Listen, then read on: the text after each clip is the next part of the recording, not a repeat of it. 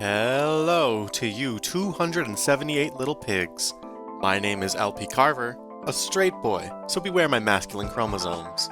And I'm Alexlion 0511, alumni and former contestant. And we will be your hosts of EWOW 14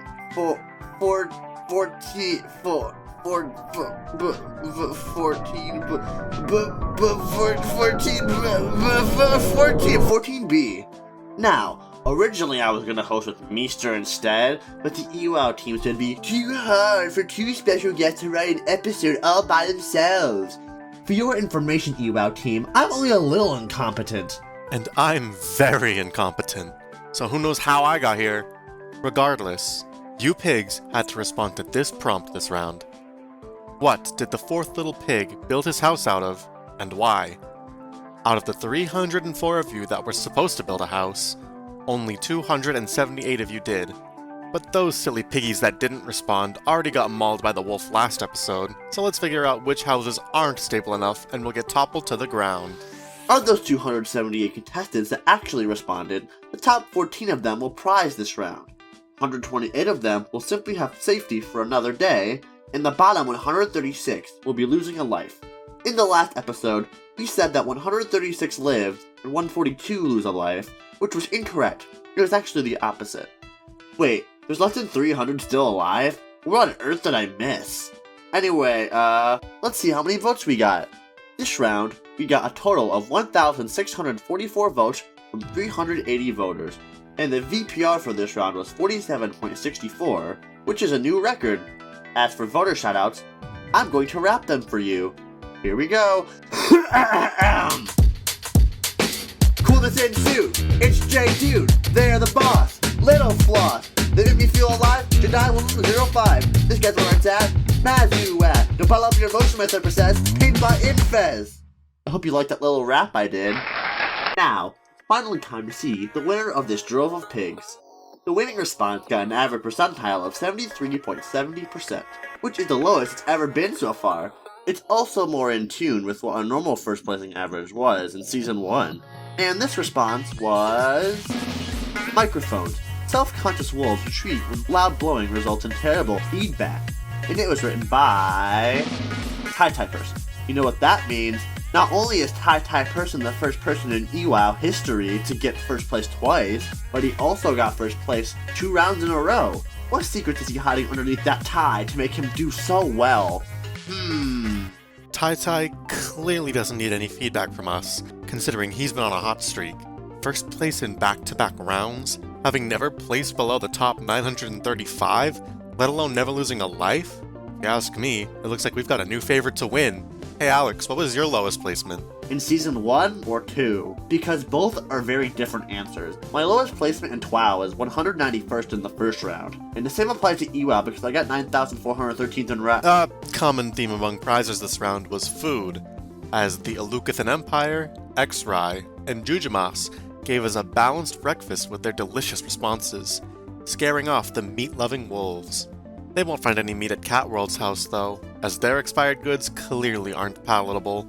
I would also like to give a huge shout out to my goats, Price Tag Fanatic, and fellow TWA alumnus, and fellow round dyer, FryUI. FryUI's response went in with physical damage, using asbestos camouflage as snow to ward off the pesky wolf. A Price Tag Fanatic went with psychic damage by grabbing the wolf's IP with her house made of cookies. Despite its weak-looking appearance, her house had a dire outcome. Scorb used fear tactics to prevent the wolf from ever even daring to attack their house, while EWOW used classic Minecraft survival tactics to trick the wolf. 2 entirely different approaches, both very effective. Though, EWOW won't regenerate any hearts in this hardcore stage of the game. Terminated Slime used Legos, known for their high choking hazard, due to wolves being only 2 years old at maturity. Expired Die used BFDI logic to keep the wolf away.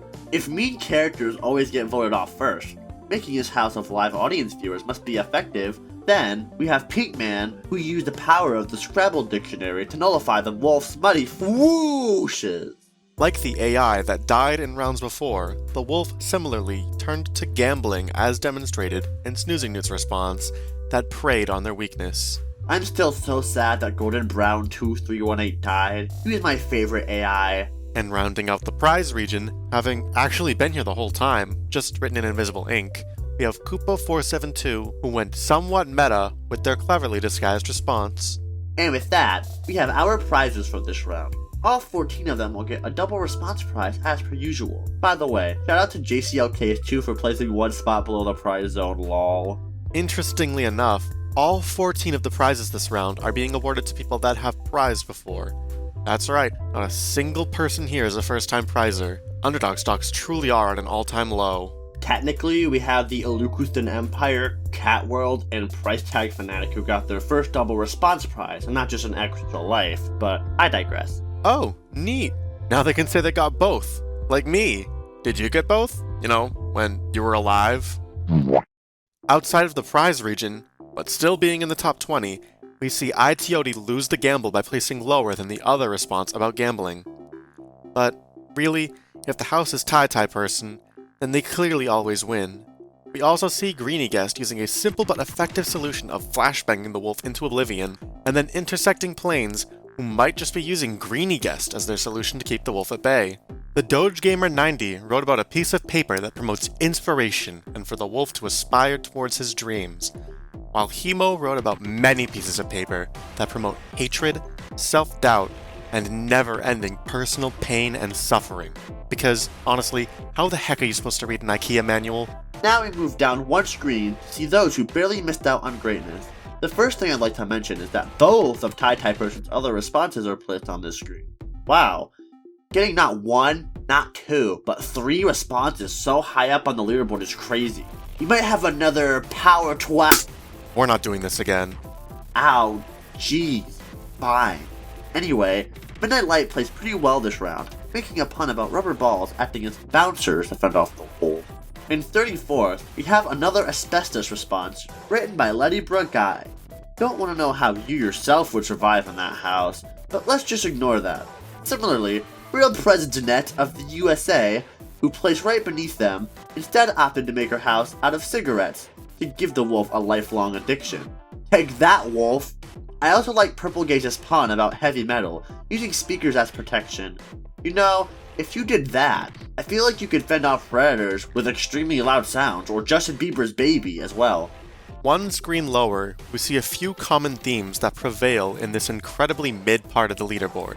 Brandy, Plasmic Trojan, and Celestial 19 all had responses that involved computers. Hydrogen Citrus and Charito mentioned cards, running the spectrum of fun poker to boring business, while Orange Carry Superfan and Melon Slice both gamed the wolf into fleeing by using various board games. And I've gotta say, Tomatalk came out swinging with a really f***ing good response here. Moving on down the leaderboard a little bit more, we have Remy, who is rewriting history by changing a woos to a choose with a house made out of dust. Once again, I would not want to imagine how you yourself would have made it, but whatever. Maybe you just don't breathe ever. We also have the iconic Sussy Baka, who tried to play into the wolf's insecurities of being an imposter by making a house of socks. Do sheeps wear socks? I know that's not what the response meant, but still. Speaking of anxiety, one night's icicle house made the wolf too afraid to break the ice. I mean, to be fair, if you're trying to eat talking pigs instead of befriending them, maybe social interaction does make you anxious. Or maybe you're just hungry, I guess. Deckard V's Jenga house is a good way to nerd snipe the competitive wolf. Heaven forbid you lose a nice fine game of Jenga. Finally, Koma Ada Water Supply's beautiful Fountain of Youth house turns that big dastardly wolf into a small innocent cute puppy.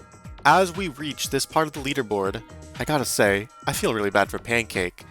Not only was their response somewhat similar to Tai Tai's winning response, but Jujumas also prized by using them to defend their home.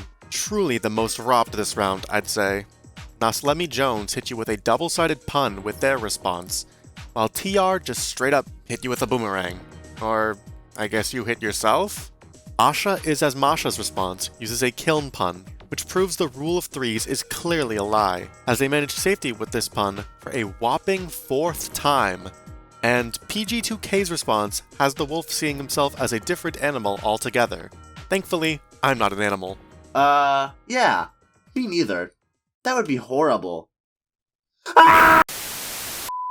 And on this screen, we reach triple digits.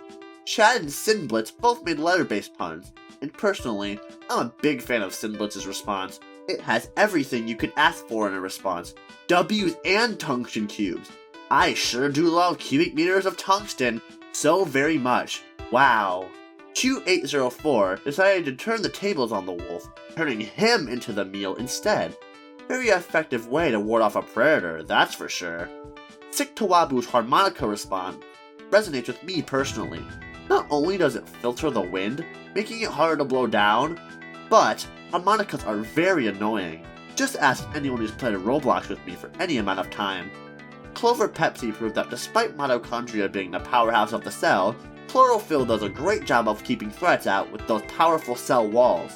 On our last screen before the danger zone, we see a few extra responses littered about, with Jujumas's lesser response joking about B flats and D sharps, failing to notice the crow B sharp that's sitting right there with an even more successful idea than Scottish humor. Speaking of being less successful,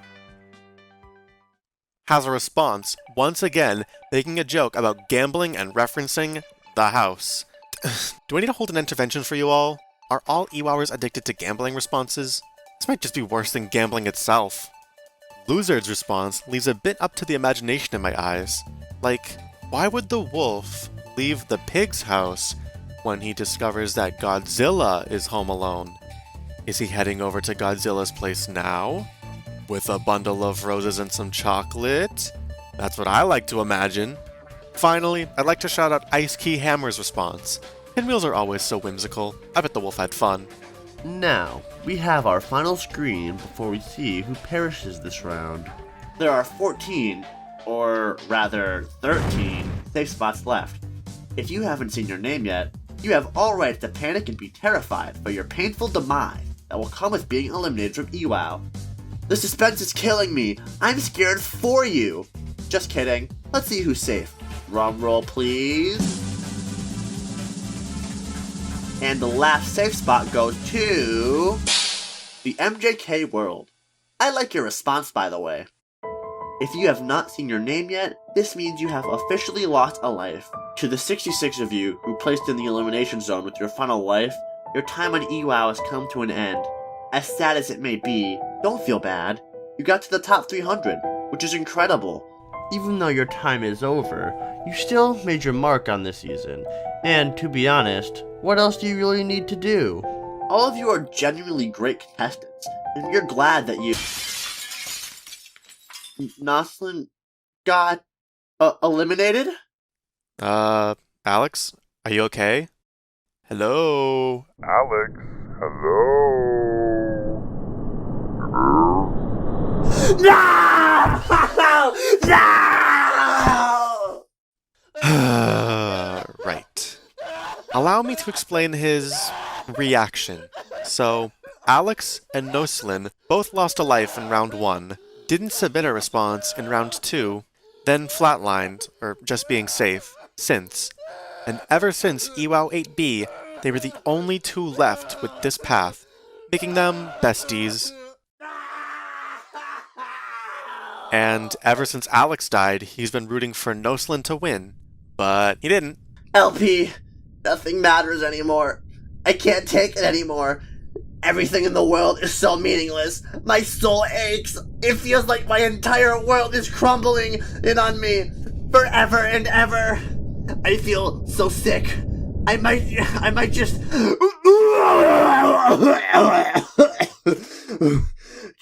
just show the rest of the leaderboard. Okay.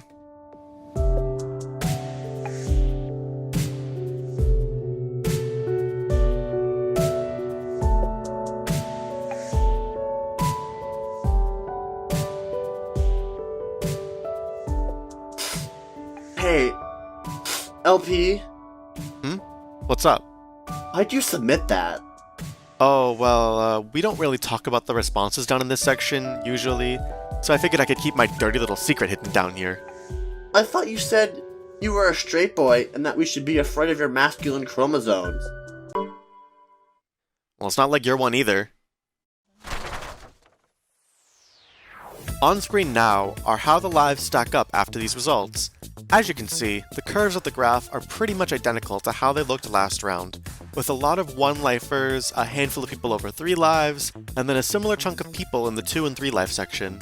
Interestingly, only 2 people remain with more than 3 lives, that being Luzard, the former kitty cat, and Scorb, who's still hoarding lives like the squirrel he is. That's kinda squirrel-phobic of you, LP. I'm more so Scorb-phobic. Anyway, including non-responders, only 84 people lost their final life this round, leaving 220 people left in the game. A tragedy, but at least I'm there with you all. Like the empath I am, I can feel your pain. This also marks the first episode where less than 100 people died in a round, which means the competition is starting to slow down quite a bit, and it's more likely we'll see the faces here competing for longer than we expected. Here we can see our normalized ranks. Unlike last episode, something actually changed this time. As you can see, High Tide Person took the first safe spot, which I'm not surprised by considering his consecutive round win. Not only that, the Scorb is now in second place, meaning Luzard is now third place. Might be a drop, but hey, it's pretty cool being on top for such a long time. As we can see, Brandy, who has been doing pretty well in rolling NRs for a while, finally gets her spot in the actual normalized ranks. Good for you, Brandy! Susie Newt and Cloudy Skies are also newbies to the normalized ranks as well, so everyone say hi to them. Hi. Now, we move on to the rolling normalized ranks.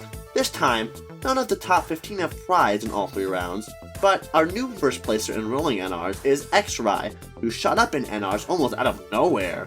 Shorky is still hanging on strong with a nice second place. We also have 5 new faces: Catworld, Koopa472, Intersecting Planes, Grammarly, and Plasmic Trojan. All of them are at the bottom except Catworld, who is 8th. I'd also like to mention that everyone in the rolling NRs has 3 lives except for Scorb, which is kinda funny. No more boring numbers or ranks. Let's talk about something way more interesting. Words. Coming in hot for round 15, we've got something that will really test how much of a hater you can be. Create propaganda for why we should despise an inanimate object. One such example for what our response to this prompt could look like is this. Showerheads are greedy businessmen, always gloating about making it rain. The deadline to submit will be Friday, September 5th at 11:59 p.m. PDT. That gives you 5 days to submit, and make sure you submit using the EWOW.zone website in the description below. For those of you that will be submitting, there will also be a contestant survey for you to answer as well, so please make sure to give us your input on that. With that, 1214B has come to an end. You know, it's been an honor having been able to host this round. I know a lot of you watching were probably really excited that I got to be an official host, and I had a blast being part of the team. It was a really great experience. I'm really happy to be part of this really great community of people. And I died this round, just like when you died this round in WoW. Yeah, I am very aware of that, LP. You seem to be enjoying bringing up my pain and misery, don't you? How about I give you some pain and misery in return? Okay. Well, anyways, see you all in EWOW 15 there.